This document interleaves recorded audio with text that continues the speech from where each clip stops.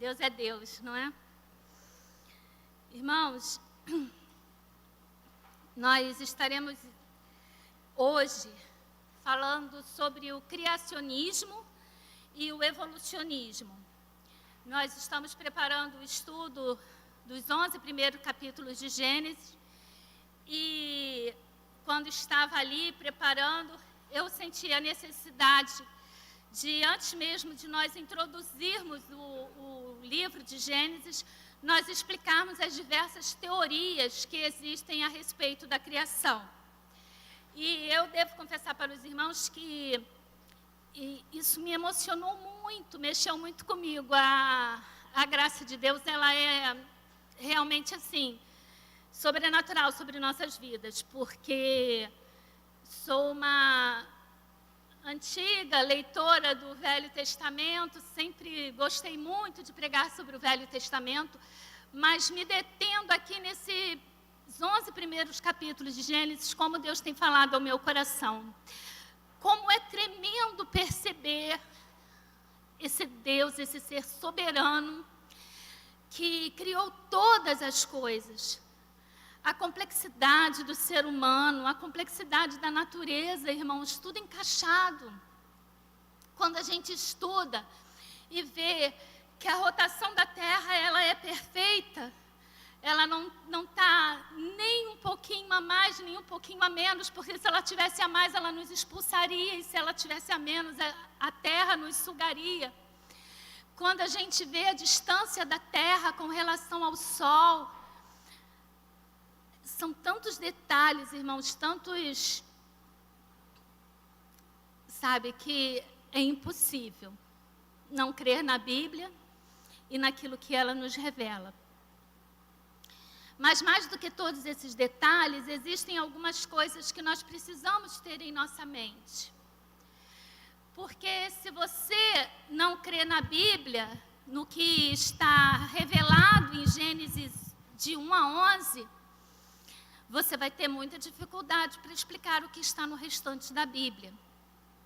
Tudo perde o sentido, porque todas as coisas começam nesses 11 primeiros capítulos. Inclusive, eu estava assistindo uma palestra de um filósofo e ele estava dizendo que precisamos retornar a Gênesis de 1 a 11, antes da separação ali do povo, da geração formada por Abraão. Enquanto igreja, precisamos voltar ali quando todos éramos uma única formação. Estamos vendo aí a dificuldade cada dia maior com relação à forma de pensar dos evangélicos. Nós precisamos entender que o problema é nosso. Essa semana tivemos aí várias situações políticas e essa separação entre os evangélicos e o restante, irmãos, isso não é de Deus. Isso não é de Deus. Vamos parar com essa coisa de política. Vamos parar. Nada disso aí está dentro do contexto. Nós somos muito agradecidos quando o ministro da Justiça vai lá e faz uma oração no Congresso. Aí criticamos lá quando o Eduardo Paes leva aquele que ele considera como sendo o líder espiritual dele. Paciência, irmãos. Ele não é crente. Ele levou aquele em quem ele acredita. E aí os evangélicos se levantam. Irmãos, que falta de respeito para com o outro. Temos que orar para que ele aceite Cristo como o único e suficiente Salvador e não criticar aquilo que está sendo feito. O direito dele começa onde termina o meu. Isso tudo, irmãos, gera o distanciamento entre nós e as pessoas que precisam, as pessoas para as quais nós deveríamos ser luz e sal. Entende o propósito de Deus para os crentes aqui na terra? É que sejamos luz e sal. E quando eu me coloco como um ser superior a eles, irmãos, perde todo sentido. não sou superior. Se você não está assistindo, eu peço que você assista a aula de ontem de Filipenses, quando Paulo entra ali dizendo que não se considere, que nenhum de nós deveríamos nos considerar superior aos outros, antes pelo contrário. E quando nós nos colocamos como detentores da verdade, nós afastamos as outras pessoas. Aqui é o lugar onde elas deveriam estar, e se elas não estão aqui, é porque nós não temos feito o nosso papel de levar o Evangelho a elas. E ao invés de fazermos o nosso papel, nós temos nos preocupado muito em criticar o que os outros estão fazendo. Isso é uma direção errada. Precisamos orar e pedir a Deus que nos conduza pela sua vontade, pelo seu propósito.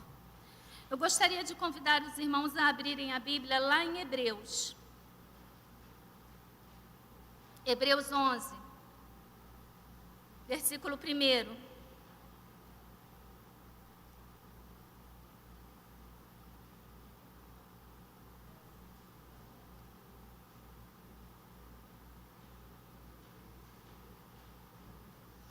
Versículos de 1 a 3. A natureza da fé e exemplos de fé tirados do Antigo Testamento. Ora, a fé é o firme fundamento das coisas que se esperam e a prova das coisas que se não veem. Porque por ela os antigos alcançaram testemunho. Pela fé entendemos que os mundos, pela palavra de Deus, foram criados, de maneira que aquilo que se vê não foi feito do que é aparente. Pela fé, entendemos que os mundos, pela palavra de Deus, foram criados, de maneira que aquilo que se vê não foi feito do que é aparente. Que Deus abençoe a sua palavra lida.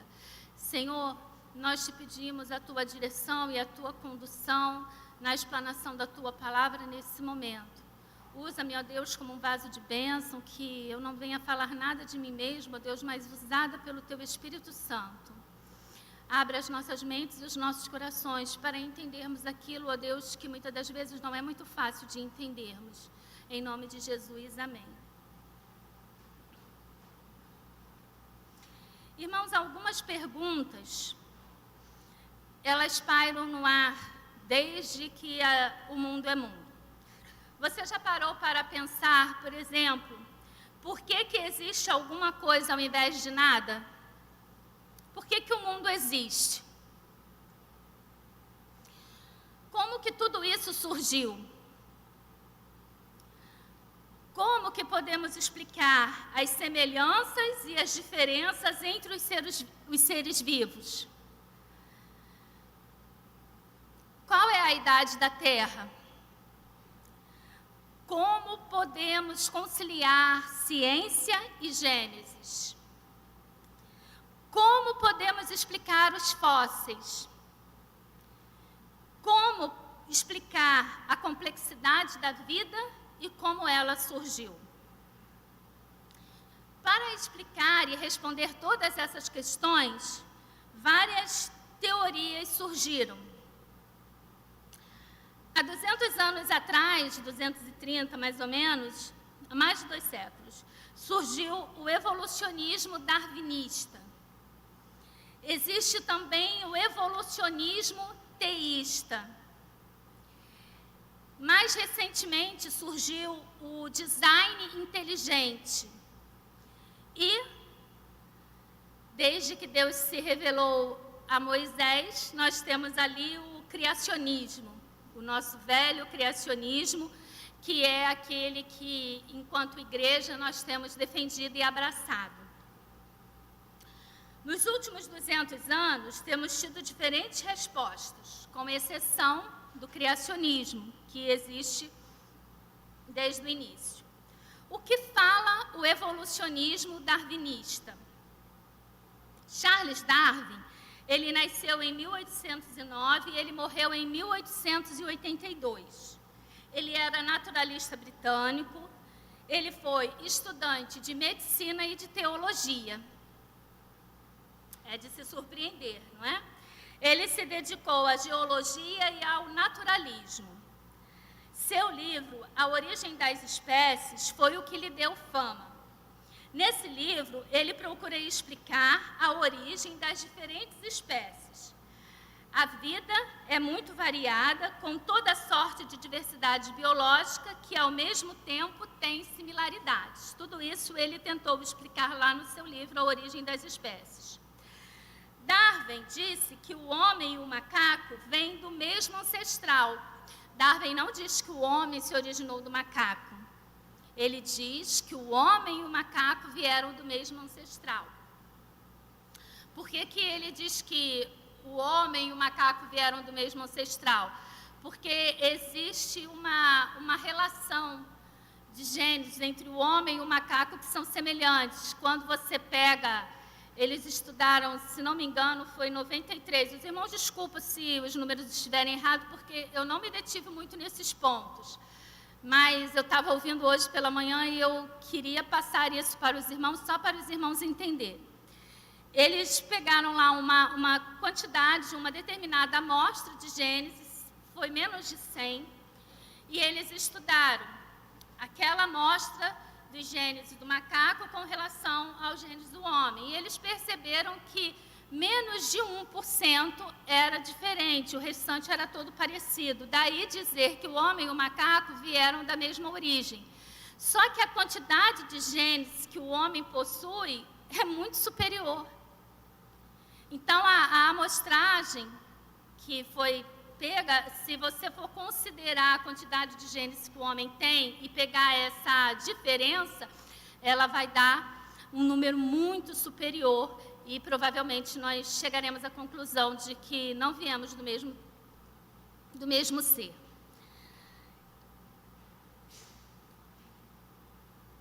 Darwin, ele diz que todos os seres vivos têm o mesmo ancestral, que evoluiu e se diversificou, se adaptando ao novo ambiente e a vida foi variando.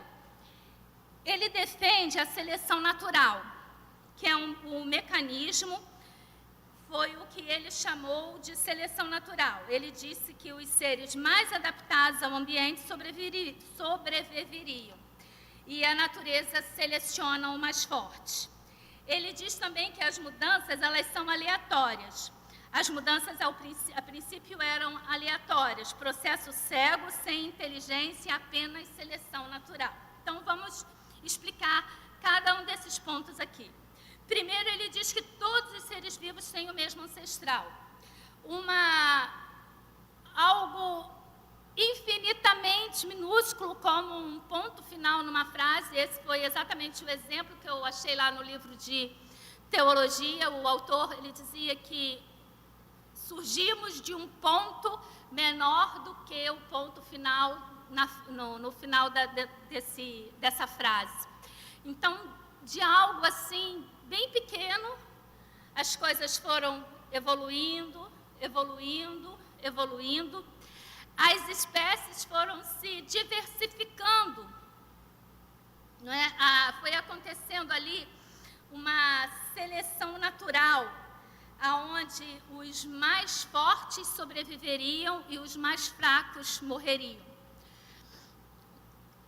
Vamos dizer que se nós temos aqui um animal que ele só tem 2 patas, e para sobreviver naquela região onde aquele animal existe, fossem necessários 4 patas, e houvessem animais ali de 4 patas, esse animal de 2 patas, com a evolução, ele deixaria de existir. E sobreviveria o animal com as 4 patas, porque ele era mais forte, ele era superior ao animal de 2 patas. E que tudo isso é aleatório. Tudo isso acontece por um acaso, por um grande acaso. Um processo cego, sem inteligência, apenas uma seleção natural. O pensamento final é de que a vida surgiu aleatoriamente, sem a intervenção de Deus. Darwin, ele diz que Deus pode até existir, mas que ele não tem nada a ver com a criação. Não tem nada a ver com o mundo, com as coisas que aconteceram. Então, surgiu aleatório, sem a intervenção de Deus. Não precisa de Deus para dar origem à vida. Assume o naturalismo, as causas naturais respondem às questões iniciais. Se Deus existe, ele não tem nada a ver com a criação. O pensamento darwinista, ele é materialista, ou seja, o universo é composto por matéria, a qual é eterna, sem sentido e propósito, e ela sempre existiu. Então, a gente vê que ela vai já bem na contramão de Gênesis 1, porque ali ele vai dizer que, no princípio, criou Deus os céus e a terra. Então, nada existia, não existia matéria antes de Deus formar a matéria. O que aconteceu é que, há milhares de anos atrás, essa matéria se organizou para dar origem à vida. Mas não existe nada além da matéria. Não existe Deus, não existe Espírito, não existe anjo, não existe milagre. O mundo é o que você vê e toca. Esse é um pensamento ateísta por definição. Então, Darwin, ele defendia que tudo é matéria, não existe espírito. Você é aquilo que você pode tocar. É o que existe. O universo, muito provavelmente, teve origem em uma explosão conhecida como Big Bang. O universo se expandiu a partir desse momento, por meio de uma combinação aleatória, ao acaso. Gravidade se combinou com a atmosfera, distância de Sol, rotação, etc. Essa combinação não ocorreu em nenhum outro planeta. É interessante, entre tantos planetas, toda essa aleatoriedade que possibilitou a existência do homem no planeta Terra, só aconteceu aqui no planeta Terra. Foi uma explosão, uma organização da matéria para que pudesse dar origem à vida. E a partir de então, tudo vai se formando. Irmãos, para mim é muito difícil falar sobre isso aqui. Não sei se por ter nascido num lar evangélico e ter sido criada dentro do criacionismo, mas eu acho isso aqui tudo tão sem explicação, que é um pouco difícil. Eu não sei se eu estou me fazendo realmente entender. Eu estou falando e pensando assim, estou falando um monte de besteira, mas eu espero que os irmãos estejam entendendo aquilo que realmente se passa, né, e aquilo que é pregado. E o interessante é quando nós paramos para pensar que esse homem, né, Darwin, ele foi criado num lar evangélico. O seu pai era médico, e o sonho do pai dele é que ele fosse ou médico ou pastor. E Darwin cursou tanto medicina como teologia, mas eu não tenho a informação de que ele tenha terminado nenhum dos dois cursos. E ele tinha um relacionamento um tanto quanto conturbado com o seu pai, que exigia dele comportamentos e ações e coisas, e não entendia muito a forma de pensar de Darwin, que via o pai como um ser admirado, mas inalcançável. E desse turbulhão de pensamentos e de dificuldades familiares, surgiu essa teoria do evolucionismo, defendido pela ciência há mais de 200 anos. Darwin diz que, a partir desse primeiro organismo, a vida começou a ser diversificada. Quando os organismos sofreram mutações, eles passaram as diferenças para os seus descendentes. Então, por exemplo, a girafa, ela não teria o seu pescoço tão comprido, dentro da teoria de Darwin. Mas ela morava num local onde as folhas da árvore ficava alta. Então, ela foi ali se esforçando para subir e alcançar a folha. E aí os descendentes da girafa já começaram a surgir com o pescoço mais comprido.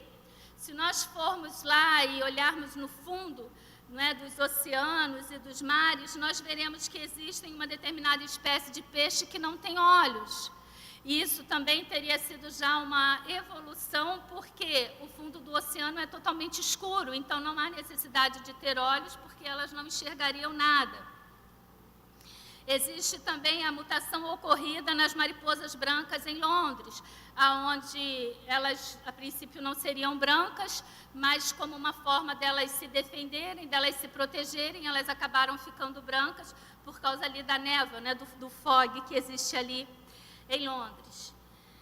O macro ele trabalha com a macroevolução e a microevolução.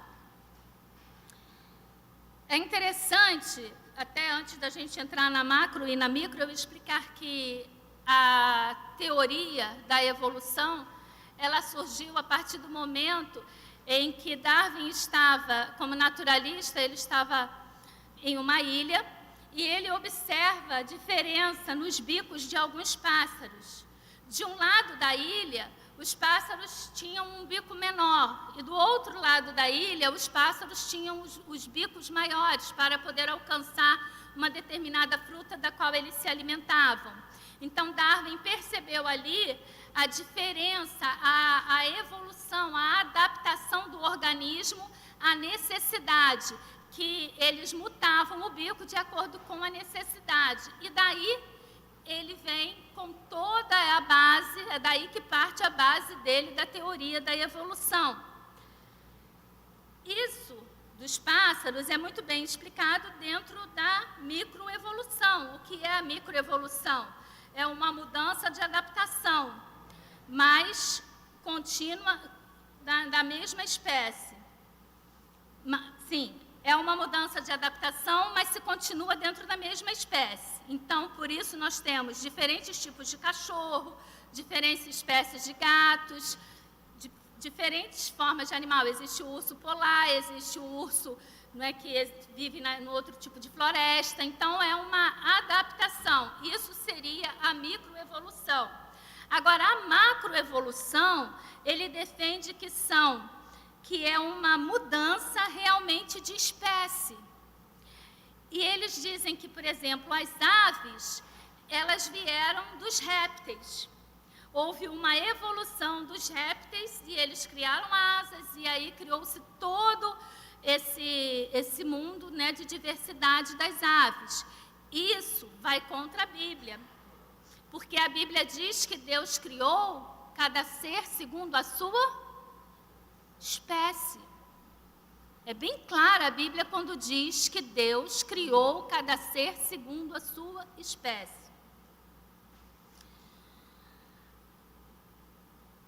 A evolução é tão lenta que não é perceptível segundo essa teoria. Os fósseis são animais que não se adaptaram às mudanças, por isso existem tantos fósseis. Também alegam o fato de que ocorreu uma colisão na Terra com um meteoro e que isso extinguiu muitos seres. E defendem, né, como a gente já disse, que não existe um design inteligente por trás da criação. O materialismo não explica os sentimentos humanos, porque pela seleção natural sobrevive o ser que é mais forte. Então, como que nós vamos explicar a empatia e o cuidado, o sentimento que, como seres humanos, nós temos por aqueles que são mais fracos, por aqueles que são doentes, que têm problemas, não é? Mentais, físicos, etc. e tal. Como que nós, dentro do evolucionismo, explicaríamos esses sentimentos, se a seleção é pelo mais forte, pelo mais inteligente? O evolucionismo teísta.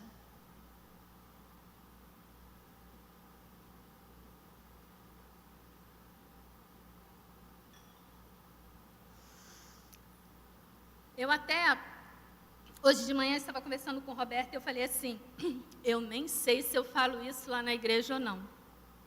Mas eu vou falar assim, que os irmãos sabem que eu sou bem escancarada com os meus próprios erros. Irmãos, o evolucionismo teísta, ele leva muita gente boa para o engano. Eu sou uma pessoa assim, se está escrito na Bíblia, eu acredito, pronto, e acabou. Mas quando eu ouvia falar sobre a teoria do evolucionismo, eu achava coerente, antes de me deter estudando. Os irmãos não esqueçam que eu fiz normal, então quando eu cheguei da 8ª série, eu não estudei essas coisas lá no 2º grau, eu fui lá para estudar novamente aquilo que criança estuda. E quando fui fazer faculdade, fiz engenharia, era números. Então, realmente, assim, na escola eu nunca estudei essas teorias, o evolucionismo, nenhum professor nunca disse que o criacionismo era historinha de carochinha, nunca tive esse tipo de problema, porque realmente nunca fui confrontada lá e nunca tinha estudado, nunca tinha parado assim, para analisar em detalhes. E, sem estudar o ponto, eu achava que poderia haver uma coerência. Eu pensava, Deus criou todas as coisas e depois as coisas foram evoluindo. Darwin pegou só a evolução, mas existe uma origem. Mas não tem como haver essa adaptação. Por quê? O teísmo, ele prega o seguinte, ele diz que Deus existe, mas ele não participa desse mundo. Isso é o teísmo. Se os irmãos quiserem mais explicação e toda a separação, se eu não me engano, foi no mês de julho que nós fizemos um estudo sobre o livro de Abacuque, do profeta Abacuque, e ali eu explico essa questão aqui do teísmo em todos os detalhes, depois procura lá. Então, o teísmo, Deus existe, mas ele não participa desse mundo. Deus não poderia usar a evolução? Acreditar em Deus e na evolução poderia ser possível? O evolucionismo teísta surgiu nos meios teológicos tão logo os pensamentos darwinistas começaram a ser aceitos pelos meios científicos. Tão logo os cientistas começaram a aceitar os pensamentos evolucionistas de Darwin, a teologia começou a arrumar uma forma de encaixar uma coisa na outra. Eles acreditam que Deus criou as condições iniciais e deixou que a natureza fizesse o restante. O mundo foi evoluindo e, em alguns pontos, Deus interferiu. Essa seria a síntese entre a teologia da evolução e os relatos bíblicos. Defende que Deus criou o mundo a partir do Big Bang. Não parece ser coerente? Confessa aí, irmãos. Não parece ser coerente que Deus tenha dado partida e depois as coisas foram evoluindo. Só que dentro do evolucionismo, a evolução é constante. Nós ainda estamos evoluindo. E nós vamos evoluir, evoluir, evoluir, evoluir, evoluir. Não existe fim. Interessante, né? Como é que Satanás ele vem assim, ele coloca as teorias dele, e se a gente não para realmente estudar aquilo que está sendo dito, a gente é engambelado por ele. Olha só que ponto importantíssimo. Não tem fim. Então, tudo aquilo que a Bíblia registra sobre o Apocalipse, etc. e tal, não pode. Por isso, Gênesis de 1 a 11 é tão importante. Porque se eu não consigo entender e aceitar, compromete todo o restante. Na teoria evolucionista, o mundo é um constante evoluir. Outro ponto, esse então assim é um chute assim no nosso estômago para quem quer acreditar no evolucionismo teísta. Irmãos, o homem nasceu perfeito, não é isso? A Bíblia diz que Deus formou o homem do pó da terra e depois soprou nele o fôlego da vida e viu Deus que era muito bom. Ele era perfeito. Aí o que o homem fez? Ele foi lá e comeu do fruto da árvore do bem e do mal. E a partir desse momento, o homem morreria. Então, no criacionismo, houve uma evolução do homem ou o homem regrediu dentro daquilo que ele havia sido criado? No evolucionismo, o homem só evolui. Mas a Bíblia é clara, nós fomos criados perfeitos e agora nós somos sujeitos à morte, porque nós pecamos. E a morte é o salário do pecado. Então, como que pode haver crente que diz que acredita no evolucionismo teísta? Essas coisas eu digo para os irmãos, me deixaram muito... Eu fiquei realmente emocionada de poder ver, de poder descobrir. Agradeci a Deus a oportunidade de poder me deter e estudar essas coisas, porque realmente assim me fizeram crescer e adorar mais ainda esse Deus, nosso Criador. Mas vamos adiante.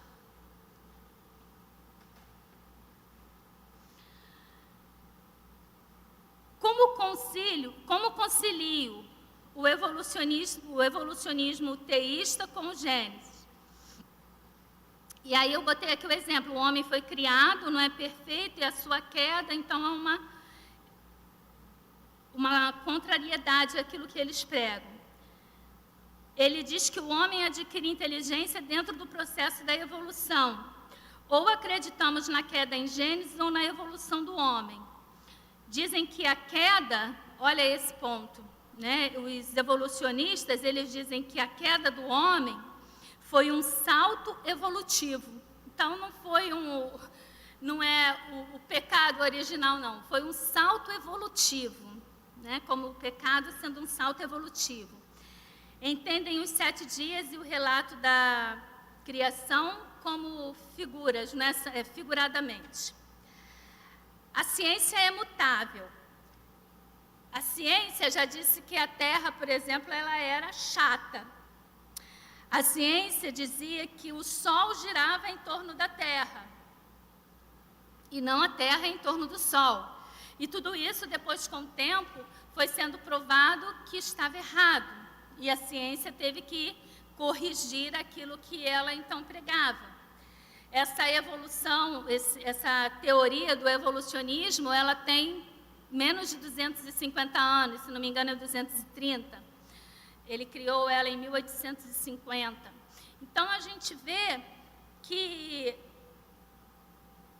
daqui a pouco isso pode ser simplesmente substituído por uma outra teoria, por uma outra explicação, mas que quando nós pegamos a Bíblia, ali está uma verdade que é imutável.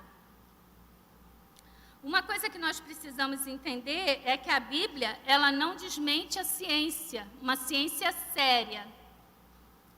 E nem a ciência consegue desmentir a Bíblia. E uma coisa que é muito interessante, irmãos, é que uma pessoa que acredita no evolucionismo, ela tem que ter fé. E muita fé. Uma fé no evolucionismo, porque não existe prova para o evolucionismo. Ele prova algumas coisas, como a microevolução, mas a macroevolução, mudança de espécies e outras coisas mais, ele não consegue provar. Como conciliar a consciência de Deus com as mudanças ao acaso da teologia da evolução? Eles alegam que Deus não conhece o futuro. Mas a Bíblia é clara que Deus é Senhor, conhece e intervém na sua criação. E como eu disse, por essa teologia, não é, do evolucionismo, o mundo não acaba, não terá juízo final. Agora, o design inteligente. O design inteligente é uma teoria que surgiu tem pouco tempo. O que esses cientistas que defendem o design inteligente dizem? Eles examinaram e eles mapearam o DNA. E esses cientistas, eles afirmam que é impossível que tudo isso tenha surgido ao acaso. Eles olhando ali o mapeamento do DNA, eles dizem, gente, é impossível que tudo isso tenha sido gerado do acaso. Irmãos, se a gente olha ali a Pedra da Gávea, dizem que é como se ela forma a imagem de um gigante, não é, deitado. Alguém já conseguiu ver a imagem ali do gigante deitado na Pedra da Gávea? Aquilo ali, a gente olha e a gente percebe que é o quê? Natural, é a natureza. É uma coincidência da natureza que foi trabalhando ali, lapidando aquela rocha e criou aquela imagem que é semelhante a um gigante deitado. Agora, quando a gente vê ali nos Estados Unidos, aquele rosto dos diversos presidentes dos Estados Unidos, você pode dizer que aquilo ali é natural? Não, você olha e você diz, teve inteligência por trás disso aqui. Alguém foi lá e fez aquilo ali, ele não surgiu naturalmente. Quando os cientistas olham para o DNA, eles olham e eles falam, gente, tem que ter inteligência por trás disso aqui. É impossível toda essa complexidade ter surgido simplesmente do acaso. Deu para entender? E o que eles falam mais? Nós somos o que somos por conta das informações contidas no DNA. E são informações complexas. Tudo é definido. E aí eles perguntam, de onde tudo isso surgiu? Olhando para toda essa complexidade, os cientistas afirmam que tem uma inteligência por trás. Esses cientistas, eles não são evangélicos, necessariamente. Vários seguem essa mentalidade, né, do design inteligente, defendem essa teoria. E quando eles são questionados a respeito de quem é o ser inteligente por trás de todas as coisas, eles dizem que nessa parte eles não se metem, porque eles não querem entrar na religião e dizer que foi Deus, o Criador, o ser inteligente por trás de todas essas coisas. Mas eles afirmam, olha, que tem um ser, né, inteligência por trás dessa formação, tem. Cientistas que questionam o evolucionismo, não dizem quem é o projetista. Eles não querem entrar na questão religiosa, mas eles afirmam que a vida não pode ter surgido do acaso. E aí nós chegamos no criacionismo. A Bíblia começa dizendo, no princípio criou Deus os céus e a terra. E quando a gente para meditar nesse versículo tão pequeno, né, é de uma emoção tão grande, porque Deus não precisa nem ser apresentado, Ele simplesmente diz, olha, no princípio, o grande eu sou, Ele criou os céus e a terra, Ele criou tudo. E o texto de João, que já falei hoje, quando João diz que no princípio era o Verbo, e o Verbo estava com Deus, o Verbo era Deus, pela palavra tudo foi criado. Essa é a tese central do criacionismo, que pela palavra tudo foi criado. Dentro do criacionismo, nós podemos observar que só Deus é eterno. No princípio, Deus criou os céus e a terra. Então, no princípio, Ele criou. Ele já existia no princípio. Nada mais é eterno, só Deus é eterno. Ele sempre existiu.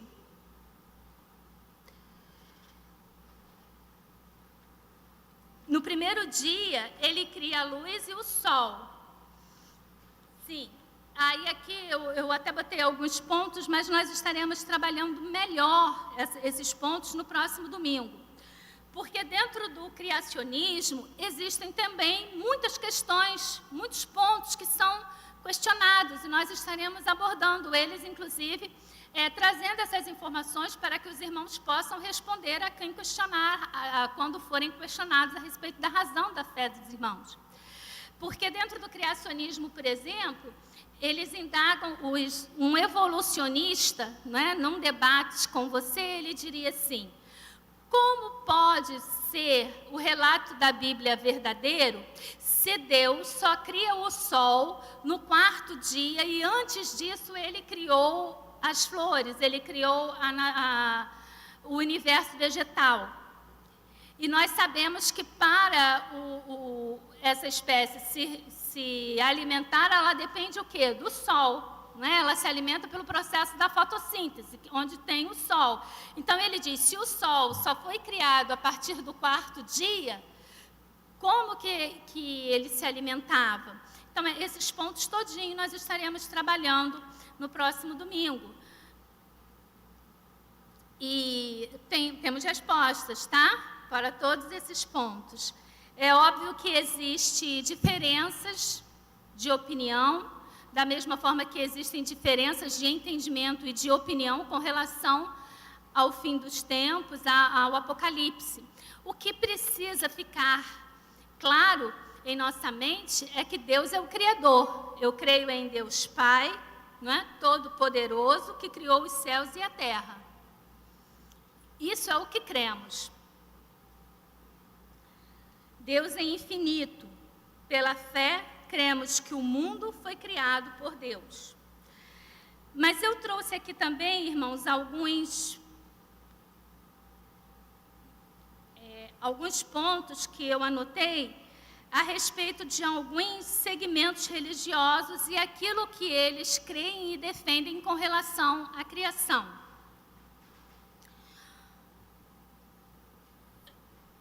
Desde o primeiro século depois de Cristo, nós vimos ali a presença dos gnósticos.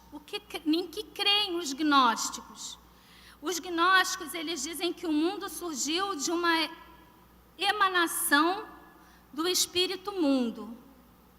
Tá? Então, existia o espírito mundo, houve uma emanação desse espírito mundo, e daí surgiu tudo que existe. É um éon inferior.